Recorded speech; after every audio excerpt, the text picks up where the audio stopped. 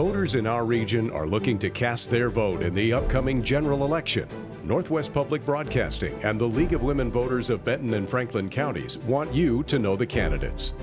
Recorded at the Washington State University Tri-Cities campus, this is Vote 2023.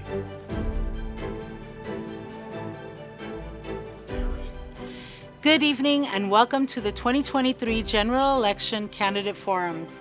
My name is Ravine Jimenez and I am a member of the League of Women Voters of Benton and Franklin counties. The League is a nonpartisan organization that neither supports nor opposes any candidate. In presenting these forums, it is our goal to provide opportunities for voters to become better informed about the people who are running for public office. These general election forums have been pre-recorded in person by Northwest Public Broadcasting at the WSU Tri-City Studio. They will also now be available through November 7th, Election Day, on the Northwest Public Broadcasting YouTube channel on the League's website and Facebook page, through the Columbia Basin Badger Club and the cities of Richland and Pasco. Before I turn the program over to our moderator, Matt Loveless, from Murrow College of Communication, WSU Pullman, I would like to bring your attention to our League's Vote video, featuring the wonderful Pasco High School dance team, and remember, be a voter. The League of Women Voters of Benton and Franklin counties presents It's time to vote. It's simple. All you need to be is a U.S. citizen, 18 years or older, and a resident of Washington State. Jump into this opportunity today. There is still time to register, so don't flip out. Take time and visit your local county elections office. Your vote, your voice, your future. Visit lwv-vf.org and get ready to vote in the next election. Well, good evening, everyone. Thank you for joining us as we come to you from the WSU Tri-City Studios. This is a Northwest Public Broadcasting Vote 2023 debate. This will be a pretty unique program as we'll get to a number of candidates in several races. I want to thank the League of Women Voters for their hard work behind the scenes here. Some of that includes coordinating and contacting campaigns, and despite their best efforts, not everybody can or wants to attend, so we'll explain some format changes we have in today's program later in the show. But first, some basics in terms of rules. We have set limits on each response. That time right now is set at 1 minute apiece. That does include opening statements from each candidate. We'll follow those statements with a series of questions that the League has provided. Tonight, we have an hour to speak with 8 candidates in 5 different races. That math doesn't work out, but like I said, we'll explain. If you're wondering how that math works, we'll make it very clear. And of course, we will do our best to stay on time and on topic for the sake of fairness to all involved, as well as transparency. So our first race, very simple, a Kennewick School Board Director 3 contest. Current board member Michael Connors is here. Sir, thank you very much for being here. Also joining us is Dustin Peterson. Thank you for your time as well. We have a minute each for opening statements. And let's get right to it. That minute goes to Mr. Connors first. Sir, your opening statement. Wonderful. Thank you. And thank you to the League of Women Voters for having us here today. Again, my name is Michael Connors. I am running for re-election to the Kennewick School Board. I have been on the board for 4 years, the last 2 years as board president. I've been married to my wife, April, for 23 years. I have 4 children in the district, 2 of whom are still at Southridge High School. Really the most important thing I think we have as school directors is to prepare our children for the future. And whether that future is work, trade schools, military, college, that's really our goal. The last couple years, the last 4 years have been really challenging for everyone on the school board, no matter what city you're in. And we face some really unique challenges, and we will continue to face challenges going forward. If reelected, I would be the only one on the school board with more than 2 years of experience. And as we go forward, I really believe that experience is going to matter, especially in the next several years. Thank you. Mr. Connors, thank you so much. Mr. Peterson, your opening statement. Thank you. I'm Dustin Peterson, father of 3. I have 2 children in the Kennewick School District. I have a 2nd grader and a kindergartner. I'm running because I want to defend parental rights. I think listening to parents is key, especially the last few years. We've seen so many things happen with COVID and the lockdowns. Parents don't feel listened to, so I want to be a voice for parents. I have experience in local government. I was elected to the Quincy City Council, and I served a few years there. And each year I was on the council, we had a balanced budget. And with KSD currently facing multi-million-dollar budget deficit, I think my track record and experience on the city council will suit me well for the school board, having overseen budgets. So I'm pleased to be here, and thank you for the league for inviting us. All right, Mr. Peterson, thank you very much. Well, here's where we'll get started with some questions. Sort of a quick Q&A round. We don't have time for rebuttals here, but Mr. Connors, we'll start with you, and then we'll alternate with responses for the remainder of the program. Question one is these so-called culture wars that seem to be affecting the ability to both attract and retain teaching staff here in the district. What can the school board do to maybe allay that situation? Okay, that's a great question. We actually just looked at numbers, and our retention rate at Kennewick School District is in excess of 90%. I believe it's 91 or 92% retention. And that does not count for retirements, people moving on somewhere else. I'm very pleased with the amount of retention we've had of our teachers. I've spent a great deal of time in the classrooms listening to the teachers. We have some wonderful teachers. They care, they give these kids a tremendous amount of attention, and I'm really pleased with what we're doing to retain and incentivize our teachers and keep them wanting to stay here. All right, Mr. Connors, thank you very much. Mr. Peterson, same question to you. Yeah, so I believe the role of the school is to teach core subjects, reading, writing, science, math, things like that. I would like to see the culture wars kind of take a back seat, and let's get refocused on why all of us why our kids go to school, right? So let's get the district, and I'm not saying that the district's not doing it, but the district should focus on these things and not get caught up in all these issues. To me, they're just distractions. Let's get focused on improving test scores, improving education of our kids. We have great teachers, great administrators. So I would like to see us get refocused on the core issues of education and not get so much tangled up in all these national issues. All right, well, thank you very much, Mr. Peterson. All right, our second question. You say not get tangled up in national issues, but we're going to kind of talk about Okay. one here. The terminology is interesting, and sometimes people take issue with the term banning books. Mm-hmm. Let's call them challenged books. Schools and boards deciding which books they're going to allow in school libraries. I'll start with you, Mr. Peterson. What's your position on all of this, the idea of banning books, or at least deciding which books belong in schools? Sure. So I do believe the book should be age appropriate. So the Kennewick School District actually, in the sex ed curriculum, there was actually a book removed because there was an inappropriate scene in that book, and it was voted on 5-0 to remove that book out of the curriculum, the sex ed curriculum. So I agree with that decision. So I do think there is precedent and there is history of books being taken out if they are not appropriate. Now that's only one book out of the tens of thousands of books. I don't see this being something like there's a book taken out every other week. It's going to be extremely rare. But if there is a book that's inappropriate, we should look at it and we should consider taking it out. All right, Mr. Peterson, thank you very much. Mr. Connors, same question to you. I'm sure you've had this discussion. We voted on, again, trying to remove a book from the library. To me, censorship has no place. We have a First Amendment rights. We need to make sure that we're giving our children opportunity to read and learn different things. To Mr. Peterson's point, that needs to be age appropriate. If you speak with our librarians, specifically at the elementary level, they are truly curating books that they believe will be age appropriate and will expand their knowledge. The problem with talking about banning books and removing books is that becomes horribly subjective. And we talk about parental rights. We want to make sure that parents are teaching their kids what they should and shouldn't be reading. And we need to make sure that our children have access to a wide variety of books that are hopefully broadening their horizons and encouraging them to learn different things.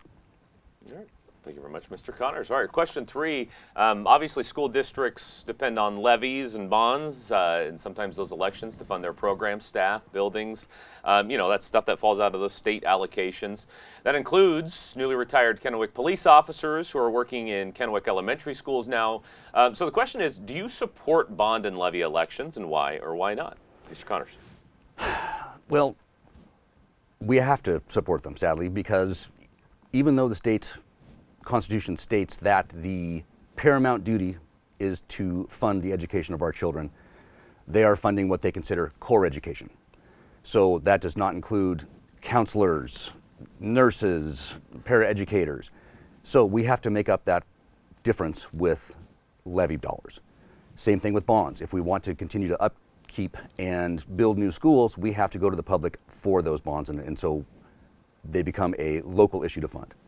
As far as the SSOs, I was very pleased to have brought that to the board, having spoken with a friend of mine, retired police sergeant David Blosser, who came up with the idea of putting in these retired officers. It was brilliant, and I was happy to bring that to the group.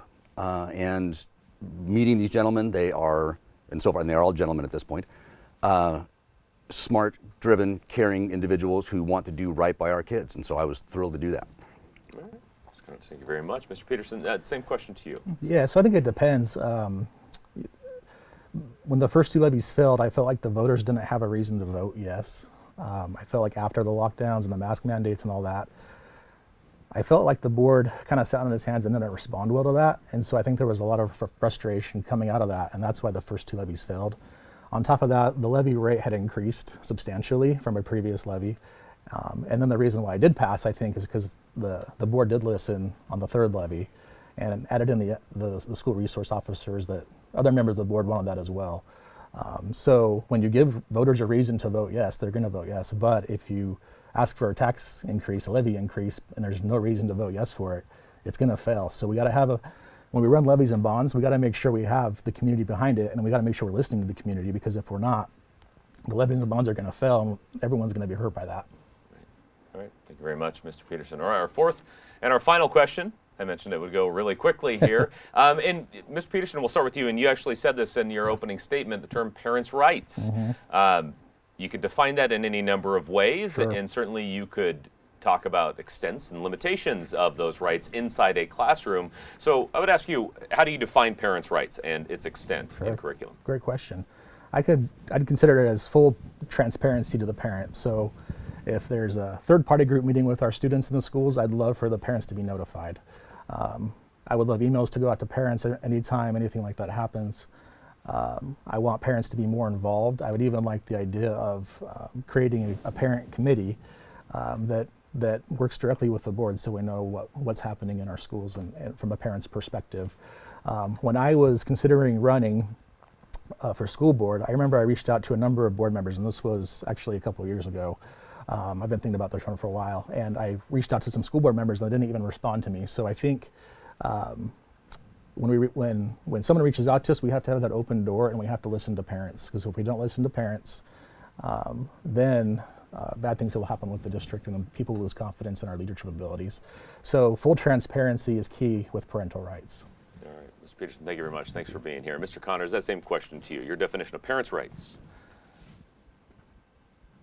Any parent can go to a school and ask to see the curriculum. They can meet with the teachers, they can meet with the administrators. This is a public institution. Everything is public record. So if there's anything they're concerned about, they should absolutely go make the effort to go down and speak with the teachers if they think there's something that they are uncomfortable with or something their child is being taught that they don't care for. Again, this is a public institution. We want to make sure that everyone feels welcome and everyone is happy with the education they're going to get. Now, with 18,000 students plus, that's going to be hard. Someone's going to be mad all the time. That's just the reality. But our point is to make sure that the parents are involved and they are informed of what's going on. Again, we have time at every single board meeting for parents to come address any issues they have, bring up any concerns that they'd like to see the board or the superintendent and their staff to address. And so we're absolutely open to that, at every time, every possible turn. All right, Mr. Connors, thank you so much. And I want to thank you both again. Michael Connors, Dustin Peterson.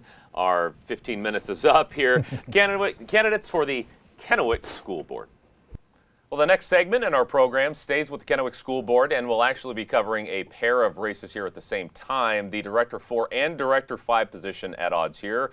We have 3 of the 4 of those candidates in studio. I'll start with Brittany Gledhill and Aaron Massey. Thank you so much for being here. We really appreciate your time. We'll get your statements in just a moment. I also want to draw attention to Josh Miller in the room in the Director 5 position. His opponent has told us she's withdrawing. I will address that in a moment. But first, let's get those opening statements in the Director 4 race. Ms. Gledhill, you can go ahead and start. Thank you. So my name is Brittany, and I'm an Eastern Washington native. I grew up in Yakima, and now I've been in the Tri-Cities for 12 years. We own a business, we own a home. It's where we're going to be for the foreseeable future. We have 5 kids that are in the Kennewick School District, and they are very important to me, obviously, and what happens in their life and what impacts their life is important to me. And I have always had a long-held belief that we need to be involved in our community, and I have a set of skills and a set of experiences that I think will be really valuable to the Kennewick School District. So I'm excited for this opportunity to get involved and to do the work to make our district really strong. All right. Thank you very much for being here. Ms. Massey, your opening statement. Hi, my name is Erin, and I have been here in the Tri-Cities for 5 years. I have 2 boys, and they are both with IEP. They both have IEPs, so I'm very, very, very involved in their lives and what that happens in their school. As far as my life goes, I have a college degree, and I was military and traveled around the world and back, and I believe my experiences in life give me value to the school district as far as like bringing in new opinions and new ways of doing things than what's been done in the past. So we'll dig into more of that throughout the course of this program. Thank you very much for being here. And I also here we're getting to know one of the Director 5 candidates on the ballot. Josh Miller is here. Thank you for being here. His opponent on that ballot, Lisa Peppard, withdrew her campaign after she filed to appear due to a family situation. So we are including Mr. Miller here, and I want to get your opening statement with your 1 minute starting now. Well, thank you. I appreciate you having us on today. And so my name is Joshua Miller. I'm I'm a physician in the area. I have 5 kids. I was actually the product of a school teaching mom who taught me the value of education at a very young age, and I think helped motivate me to stay in school for years as I became a doctor. And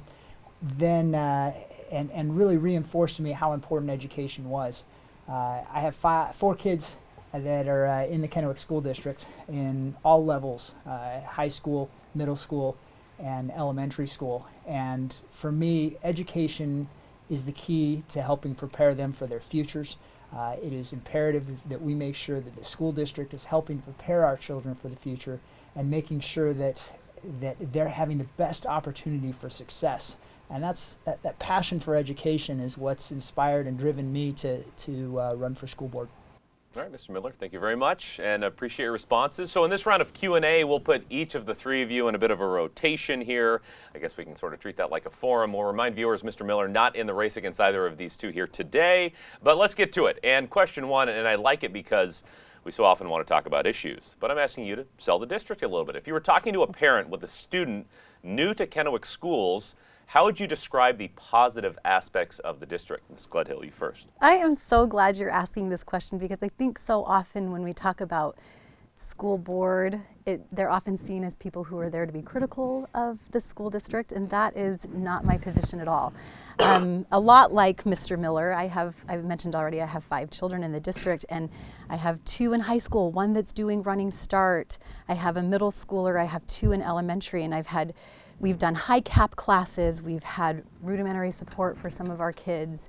They are all of them involved in sports, they're all involved in orchestra and a number of other clubs and activities. We have always had a really good experience in Kennewick School District. I think Kennewick does a really good job of being proactive and doing their best to communicate with parents. I think there are some areas where that could improve, and that's something that I'm hoping to do as a school board member. But it is a priority for them to be involved with the families, and I'm grateful for that. And we've always felt that in the school district. So apart from that, we've never had a bad teacher in all of our years of educating. So. Nice to say. All right, Ms. Massey, same question to you. If you were talking to a parent and they wanted to know about the district, what would you say? my experience with Kennewick School District and my children has been pretty amazing. It's been above and beyond as far as the teachers and the educators. I mean, we did move here from the South initially 5 years ago, so it was a little bit of a culture shock. But once we learned to communicate with each other and communicate the way we needed to for the betterment of my children and others, we definitely made leaps and bounds, and it's gone above and beyond what it possibly could with them having IEPs and chapters. Great, thank you very much. Mr. Miller, same question. Well, First of all, I think I'd start with community. Kennewick is a wonderful family-oriented community that understands the importance of education, that understands the importance of families, and I think the community itself is an outstanding community. It's one of the things that brought me here a decade ago. On top of that, you've got really exceptional teachers who are dedicated to their students. I think we've all echoed here that we've had interactions with teachers, with administrators who really care and want to put students first, and really are dedicated to helping children thrive and helping children become inspired to learn. And so I think the building blocks and the foundation is there for an exceptional school district here in this area, and I think having that foundation is imperative to building and to making an incredible program. Ms. Miller, thank you very much. All right, as we continue this rotation, Ms. Massey, we'll go first with the next question. And this question, too, we know school boards so often made up of parents of students of the district. You've all talked a lot about that already today. So let's go beyond maybe I'm a parent as an answer to this question. Was there an issue that you would say motivated you to run for school board?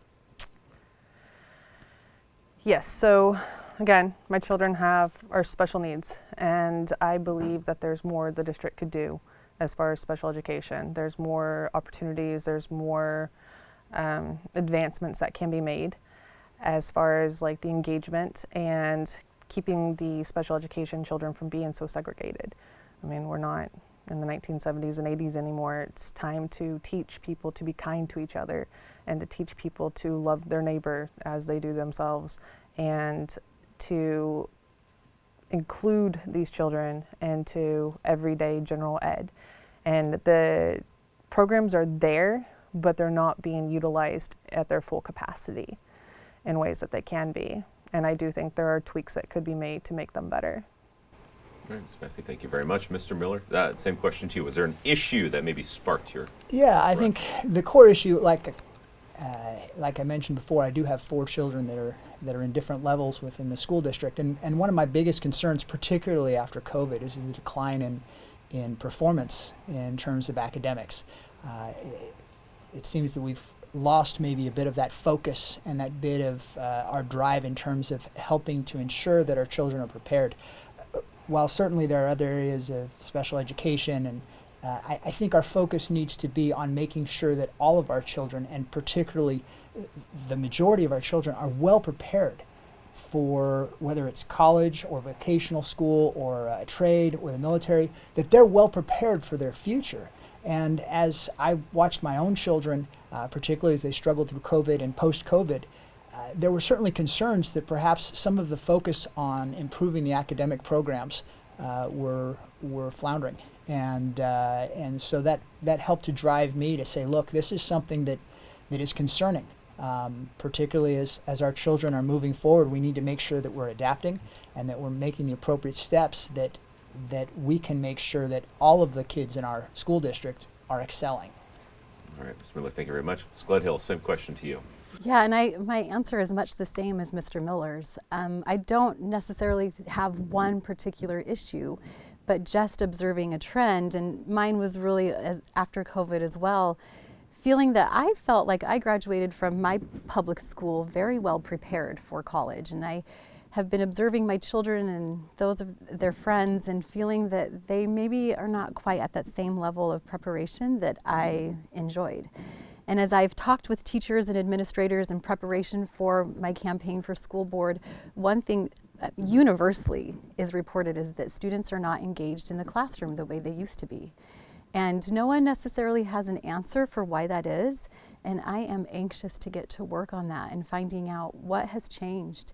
Why is it that our students are not sitting in the classroom any longer engaged and interested in learning? Our achievement gap shows that. It's a wide gap and it's widening. And so I want to be there to be part of that team that's looking at that and really trying to figure out what changed and what can we do to recover.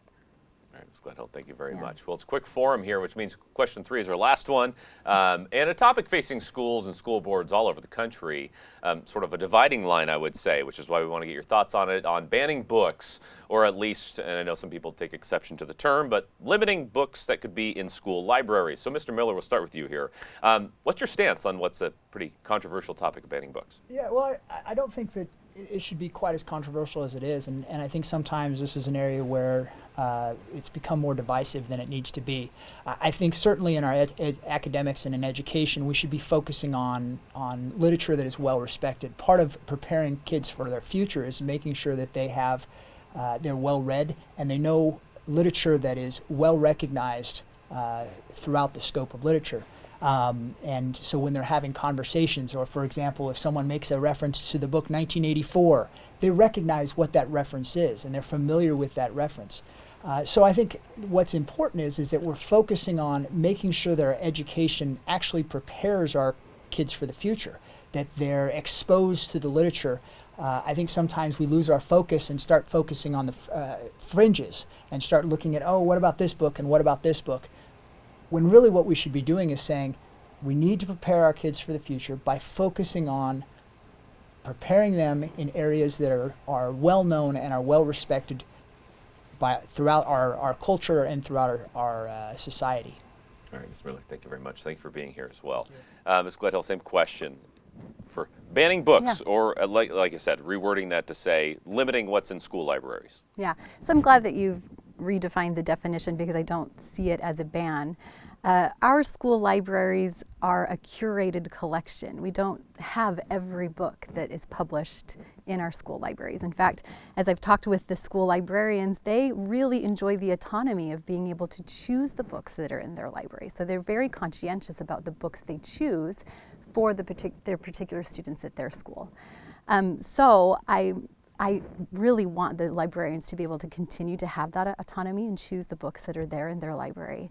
However, because we are a school and we have standards and our community has values, if there is a book that does not meet those standards and does not meet those values, I think that it's okay to exclude those books from our collection. Okay, Ms. Gledhill, thank you very much. Ms. Massey, same question to you. I have not very different, but a different opinion on this. I don't think that, like Brittany said, the librarians get to choose these books for the children. They are the ones that are ordering the books. And overall, I have never come across in a school library a book that was an insulting or flagrant book. And I think that if parents want their children to read certain things, they should have the ability to, again, exercise parent rights and opt-outs. And if it's something that shouldn't be checked out by a child or something questionable, the librarians do contact the parents. They do ask the parents, like, hey, is this appropriate for your child if they're under a certain age, and certain age children can't check out certain books. That's just universal in Kennewick. I think deleting books or removing books from libraries is something that's more new than not. And I think, excluding authors and things of that nature is something that shouldn't be done, because we're going to get to the point where we're excluding history, and excluding history causes us to repeat past mistakes. Ms. Massey, thank you very much. What a way to conclude it. I think we could probably go a full hour on just that third question alone, but unfortunately we're out of time here. We really appreciate you being here. Brittany Gledhill, Aaron Massey, running for the Kennewick School Board Director 4 position. Josh Miller here, running for Director 5. He'll appear on the ballot with Lisa Peppard, who has withdrawn her campaign. Really appreciate your time today. Thank you. Thanks so much. Well, we're handling this next segment in a very unique way. Despite the best efforts of the league, it's of course difficult to coordinate to get everybody together at the same time. So as such, for a number of races on the ballot we wanted to cover, only one candidate could make it. Some candidates responded with statements. We will air those, but we'll spend the next few minutes making clear the races we're addressing in this segment, and this will be more of a getting to know you. So here we have a candidate for West Richland City Council, a candidate for Benton City Mayor, and a candidate for Kennewick City Council. And now that that's out of the way, let's start with West Richland, a contested race in the position 7 seat between David Cole and Kate Moran. Ms. Moran is here. Thank you for your time. After we get your opening statement, we do have a pre-recorded segment with Mr. Cole. But for now, Ms. Moran, 1 minute for an opening statement is yours. Thank you very much. My name is Kate Moran. I was first elected to West Richland City Council in 2019 and started my term in 2020. Prior to that, I was on Planning Commission for about 2 years in West Richland. I am a member of the Benton Franklin Council of Governments, the Benton Franklin Economic Development District. I'm also a Richland Rotary Club member, and I'm also on the board of the West Richland Community Care Foundation. When I first started running, I started running because I saw an issue in the city and I decided, you know, what's wrong with this and how can I change it? And through that, I found out what a city council was, what they do, and ran. Did not succeed. However, I did learn a lot and was on Planning Commission. And through Planning Commission and my time on City Council, I've managed to learn a significant amount about how local governments run, how we work with the state, how we work with federal funding. And right now, I'm hoping that I can earn the vote of the people of West Richland so that I can continue to be your city council member and continue to push for the things that we want. Transparency in government. We want to make sure that all of our roads work and all of our water goes on when we turn the handle. We want to make sure that we have parks to play in with our families and with our animals. So I'm hoping that through this and through learning information about me through my website, kateforwestrichland.com, you'll be able to vote for me confidently. Ms. Moran, thank you very much. And as I mentioned, David Cole, running in this race, did send in a statement. We'll show you that now. My name is David Cole, and I'm running for West Richland City Council Position 7. I'm a U.S. Navy veteran with honorable service and overseas deployment. I served in the criminal justice system for 14 years as a deputy sheriff in Houston, Texas, and with the Washington Department of Corrections. For the past 23 years, I have worked as a high-risk work planner at Hanford. My civic involvement includes veterans charities such as Operation Thank You and Columbia Basin Veterans Center. I was one of the first mentors appointed to work with veteran offenders in Benton County Veterans Therapeutic Court. I am a certified Constitution coach, teaching classes on the U.S. Constitution and our system of government. I have served as a precinct committee officer in Benton and Clallam counties. My wife and I are group leaders in Re-Engage Marriage Ministry. As a board member for several local nonprofit organizations, I have been responsible for policy development and agency oversight, budgeting solutions, personnel actions, and fundraising. I have successfully collaborated with competing interests to ensure the organization remained true to its mission and achieved desired outcomes. Our city's vision statement says, West Richland is a growing city where family values and community responsiveness are important. The city should grow in a balanced way to produce a safe and inviting community having good residential and recreational alternatives and a healthy economic base. I believe in and support that vision. West Richland is poised for growth, potentially doubling in size and population in the next 10 years. For example, the Lewis and Clark Ranch area will require sound management to provide infrastructure for development. The upcoming Van Giesen Bombing Range Road to Red Mountain Road is a good step in that direction. I believe balanced growth will continue to provide a family-friendly city and a healthy economic base. I promote West Richland, support our local businesses, and encourage balanced growth. Businesses are discovering that we're a city with great customers, and they're setting up shop here. An expanded retail sales tax base will alleviate the burden currently being borne by homeowners. We can have growth, yet still preserve our family-friendly values and small-town culture. I am concerned about increased criminal activity in the community. As a former sworn law enforcement officer, I will provide unwavering support for our police officers. I will oppose any effort to defund or minimize their mission to protect citizens. I have seen the impacts of substance abuse in Tri-Cities, and I will oppose efforts to place additional cannabis stores here. The state collects most of the revenue from cannabis sales, leaving the city with little. The collateral impacts of cannabis are a net negative to the community. I am an 18-year resident of West Richland. I love this city and its residents. I am committed to serving them. My children and grandchildren live here.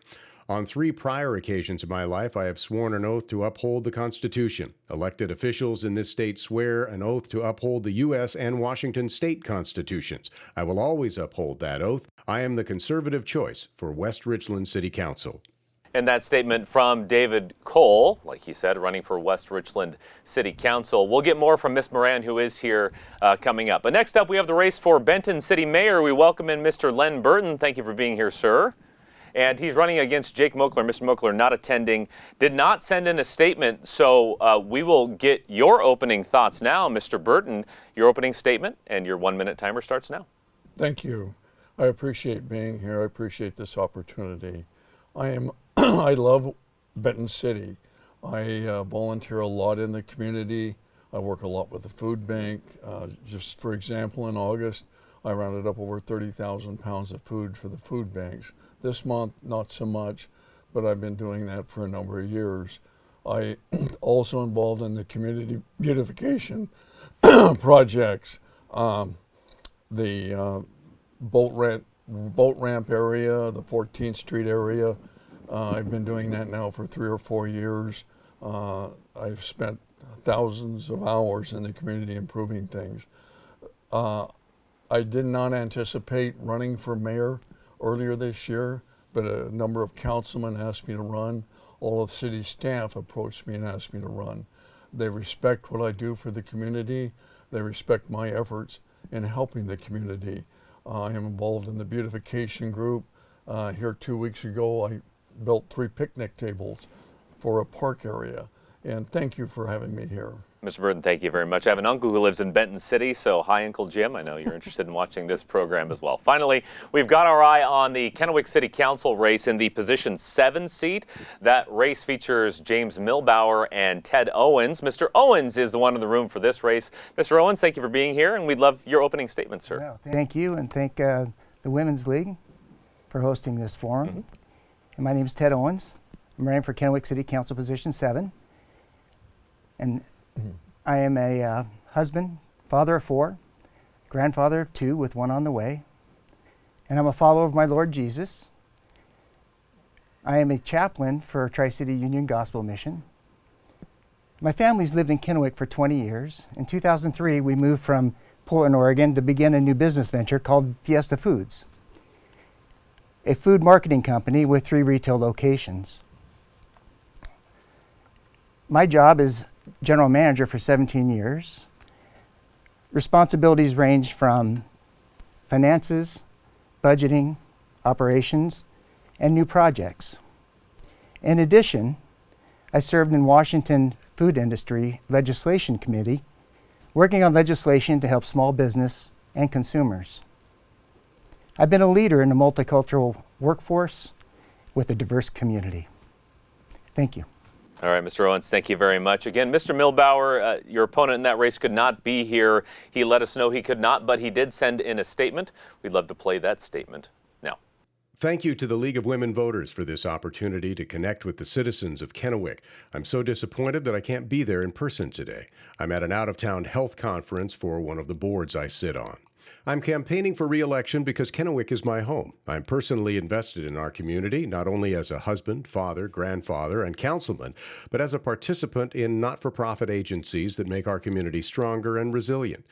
Instilled with a strong moral compass from my parents, I greet the challenges of City Council with honesty and integrity, with confidence and communication, and an unwavering commitment to do the right thing. My career as a project steward and business agent for UA Local 598 has afforded me decades of negotiation, arbitration, and leadership experience in dealing with ethical, legal, and contractual issues. In other words, being responsible for policy and governance decisions. My vision for Kennewick is built on local economic development, working collaboratively as one community to enhance our quality of life, and promoting public safety. City Council policies and governance must invest in programs that provide additional resources for existing and future small business. We must attract new industry and business to Kennewick, providing additional job growth opportunities and revenue. We must address current aging infrastructure systems while also developing new infrastructure for both business expansion and residential development. Kennewick must partner with opportunities, organizations, and other resources to expand its culture, entertainment, and recreational offerings, adding a powerful dimension to our quality of life in Kennewick. In doing so, Kennewick continues to develop as a tourist destination, offering a multitude of amenities for citizens to enjoy and enticing others to relocate to our wonderful city. Finally, local economic development and a superior quality of life will have little meaning without adequate funding for emergency services to protect the health and welfare of our loved ones when it counts the most. I am grateful for my blessings, but I recognize that others face hardships and challenges. For that reason, we also need to show compassion and partner with our local nonprofit organizations and community leaders to combat addiction, promote mental health, and tackle homelessness, key for a welcoming and nurturing community. With 3 rivers in our community, we need to take advantage of our hydropower and nuclear energy production. By utilizing SMRs, small modular reactors, we can meet the energy demands of our region. Kennewick needs to be responsible for the effective use of our environmental resources as we continue to grow. This means working within the current state and federal laws that help govern municipalities. Our system of government, whether on a local, state, or national level, is a government of the people, for the people, and by the people. As public servants, we need to make a conscious effort to interact with all our stakeholders, to understand their positions and concerns, and to ensure all voices are being represented. And that includes all people of diversity in Kennewick. Inclusion and truly feeling welcomed is the only way to foster a sense of unity in our community. I am Jim Milbauer, personally invested in your community, and I ask for your vote and support. And now that we've introduced all of our candidates in these races in some kind of way, here's how we'll handle the rest of the program. We have our list of questions from the League of Women Voters. Obviously, we'd like to hear all of your stances on these issues when it comes to your communities and constituents, but we've kept the questions pretty broad. Of course, we want to hear them from the point of view of your communities. So we've set time, a reminder, at 1 minute, 30 seconds apiece per response. So for question 1, Ms. Moran, we'll start with you first. And this, of course, speaking as a West Richland candidate. Obviously, most cities in the community are experiencing some kind of growth. So what infrastructure do you think the community might need? And if elected, how would you seek to get your fellow council members to support it? Well, currently we do have a lot of needs in our community for infrastructure. We've had some issues with some wells recently. We have another well that we actually use some ARPA funding for. And in general, it seems like between roads and working on making sure we have water for the wells, and also making certain that we have the ability to treat our water when it's going through the sewage process. There are a lot of infrastructure needs our community has. Now, similar to Mr. Cole, I do strongly believe that law enforcement and safety for the community is the highest the highest importance that a city can have, because if you have infrastructure but you don't have laws and laws enforced, then you have issues in general. What I would note, though, is that our city has actually had less crime increase than the entire state. Our chief, Grego, can definitely tell you the numbers on that, and if you look at previous recordings of our city council meetings, you'll be able to see that. So with regard to infrastructure, and I do believe that law enforcement is a part of infrastructure, though it may not be the hard building part of infrastructure. I believe that we are working towards having our infrastructure continuing to be sustained, and along with making certain that we have a balanced area of residential and commercial, we can continue to do so. Ms. Moran, thank you. Certainly an interesting way, a unique way to look at it there as well. All right, Mr. Burton, that same question will go to you. Benton City's infrastructure needs might be a little different in your point of view. What does Benton City need, and how would you get the city council that would be around you to support it? We've just come off of a building moratorium where we did not allow any building, trying to figure out what the community was going to do. Building going forth is going to have to be in a manner that's going to protect the values of the community, protect property values, and protect the community. We have a need for recreational facilities in a major way. A lot of people are going elsewhere to play things like pickleball, frisbee golf, other activities. When we build a park, we just lay out grass. We need to develop that a lot better. Coming up, we have another park that's going in. I have volunteered myself for funding's sake, to install the underground sprinklers in that entire park with help that I will round up to protect city finances. We need to try to accommodate state law on growth and what we can do in a manner that we can work around that and find ways to alleviate challenges that may come up with growth pursuant to state law and what the state is seeking for our communities to do. We need to realize we are have a lot of blue collar workers. We need to figure out how to accommodate them in housing. We need to address homeless issues. We have a homeless issue in our city. These are all things we need to work on. All right, Mr. Burton, thank you very much. And Mr. Owens, that same question to you. You've had plenty of time to think about it, I know. Infrastructure needs in Kennewick and how you might convince your fellow council members to address those. Sure, the cornerstone of any community health is energy.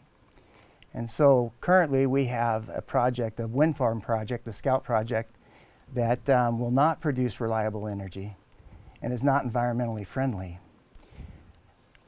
My opponent, Mr. Milbauer, is for those windmill structures. So I am not for that. And the citizens overwhelmingly are not as well.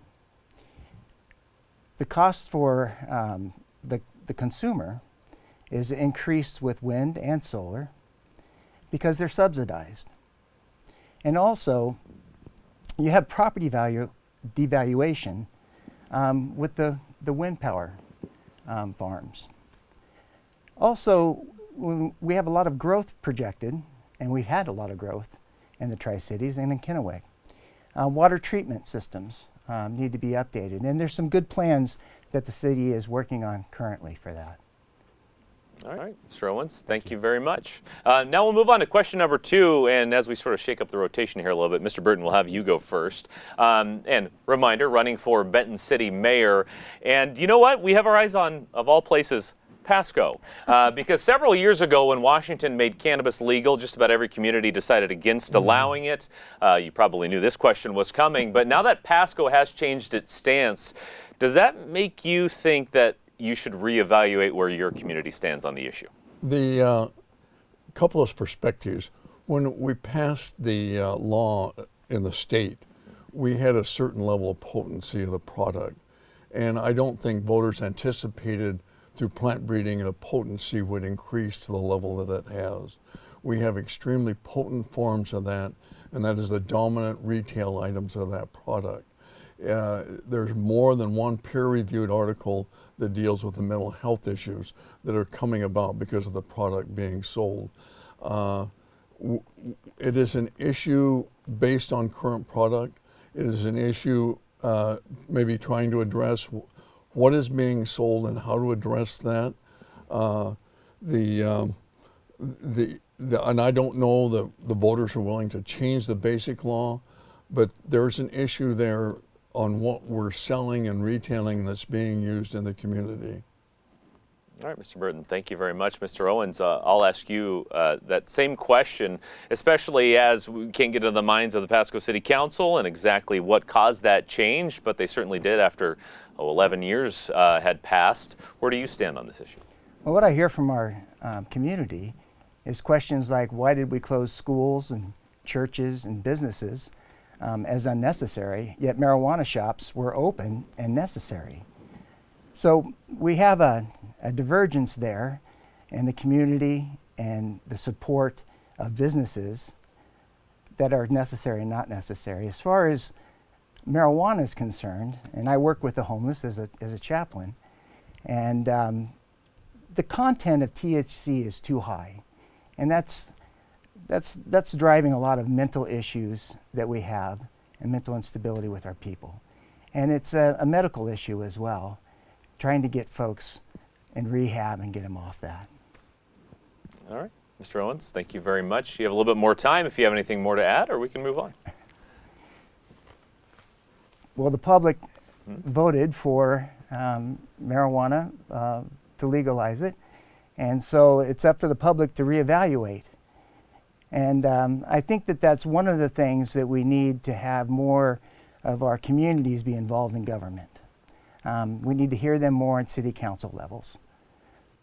All right, Mr. Owens, thank you very much. You're not required to take up the full time, but I want to make sure that you have it if you get the chance to talk about an issue. Now, we did hear, Ms. Moran, from Mr. Cole in his opening statement. He has already spoken out against recreational marijuana being sold in West Richland. Where do you stand? So I don't necessarily have a dog in the race personally. I was in the Navy for 1 month shy of 9 years, so I wasn't allowed to partake. I'm also currently a new hire for the Department of Energy, so again, also can't partake due to having a clearance job. But what I will say is that in West Richland, although it's not within the bounds specifically, we do have one marijuana dispensary that is right next to West Richland that has been in use. We did have a report from Chief Grego, our police chief, regarding concerns about crime and such around Nirvana, and he compared it to the crime around places like Yolks and a convenience store. It was honestly a bit shocking, the difference in levels of crime. Now, the levels of crime at the dispensary were much lower, and you can go back and look at the video on the city's YouTube channel to actually see what those numbers are, or you can contact our chief of police, or you can contact the mayor, the clerk, city council, and we should be able to also provide you those numbers. What I will also say is that it's currently being looked at in changing our code. The Planning Commission has it on their plate, and they're trying to decide what all legal issues might we have, what are the concerns, and I know that there are a lot of people that have a lot of emotions on both sides of it, but in the end I want to make sure that the people of West Richland are heard, the community members in general are heard, and that is our goal in the council meetings, to hear that and to respond in kind. Mr. Rand, thank you very much. All right, let's move on to question 3. This is our third and final question. I was about to say a quick forum. It's not quick. However, we only get a few topics to address, so let's address something unique to each of your specific communities. And in fact, that's exactly what the question is. Mr. Owens, we'll start with you. What is a unique issue that you think the city of Kennewick needs to deal with, and how would you address it? Well, I think we are probably seeing more in terms of crime and increase and homelessness increase. And so what we need to address is, how are we going to handle the homeless issue and the crime issue? And so on the homeless position, you have about half the people that are desiring help. And we need to offer services for that. The other half are usually under influence of alcohol and drugs or mentally ill. And so we need to come as a community and as a city council and develop ordinances on how do we help these folks make decisions to get them off the drugs and get them help in the mental aspect. As far as unique to Kennewick is, in addition, is back to the wind farms, is that in Kennewick we have a border that's the Columbia River, and then we have our southern border. That wind farm is going to act as a southern border of our community. That'll stifle our growth. And so we need to be able to address that and understand that we need room to grow. And in that room to grow, the wind farm does not help in that. All right, Mr. Owens, thank you so much. Thank you so much for being here today. Ms. Moran, we'll turn to you as well. A unique issue, problem, benefit from West Richland. Certainly, thank you. One of the issues, one of the things that we're facing currently in West Richland and have been for a bit is how to make certain that we balance our growth. As the person running against me had said in his statement, we want to make sure that we're looking at balanced growth. I agree with him on a lot of those things because we want to not have massive amounts of industrial, massive amounts of commercial. I'm not certain we want something as big as Queensgate, but we do need to have that commercial. We do need to have some light industrial so that we can have the money coming to the city so that we can pay for things like infrastructure, parks, maintenance for those roads, maintenance for the parks, and so on. And what we are looking at right now is how can we zone the city properly and well enough so that we can have growth in the areas that we need. We have so many houses going up rooftops all over the place. And we do have some businesses, because of changes that we've already made, that are starting to move in. We have a boba shop, we have Papa Murphy's, we have coffee shops going in, we have several others that are starting to really build in West Richland, and I really support and commend the staff for making certain that we can get those. And with those zoning changes and the continual changes, we can make certain that we can afford to maintain our city and be the best in the try. Thank you very much, Ms. Moran. I love these responses because they're very unique. Each of your communities are a little bit different. Mr. Burton, I would turn that same question to you as we wrap up. One issue we have is our leadership in our city. We've had immense turnover in staff. That's a leadership issue. From my business background, business consulting experiences, and operating one of the largest retail firms of its kind in the state of Washington, and other things, I have leadership experience, ability to work with workers and employees and stop that. For most of this year, we've operated without a budget in place in this city, an organized budget. We need to have a budget in place by the beginning of each year. We need to, the same issue that everybody faces, people look at government thinking they'll bring businesses in. Well, business owners make a decision. They make a decision based on return on capital when they're willing to invest. We need to have a community that they will look at and say, if I locate a business there, I will have a decent rate of return on my capital that I've invested. Consequently, they'll come, they'll build, they'll participate in the community. We need that. We need housing that supports our community aesthetics, our community values, and where we want to go as a community. And we also, I agree, we don't need a wind farm on the hill. Very strongly opposed to that. I support my friend here for saying that. And hopefully we have a great year this next year. All right, Mr. Burton, thank you very much. And thank you all for being here and bearing with us on sort of an interesting, not your traditional debate here, but Kate Moran here running against David Cole for West Richland City Council. We have Len Burton here running against Jake Moakler for Benton City Mayor, and Ted Owens, candidate for Kennewick City Council Position 7, running against James Milbauer. Well, one more thank you to all of our candidates from today's program, all of our Vote 2023 shows. Of all of them, this took the most maneuvering, all in an effort to give as much as we possibly can to our voters. Now, some important voter information before we go. Election Day coming up November 7th. October 20th is the date for ballots to be mailed out. The deadline to register for mail voting is on October 30th, but you can register in person up to Election Day. Now, next up, we'll be focusing squarely on the city of Richland, some races for city council and the school board. That will be our third of 5 Vote 2023 programs. Join us on TV, same time tomorrow, or find any of our election Vote 2023 programs on the Northwest Public Broadcasting YouTube channel. Thanks for joining us, and have a great night.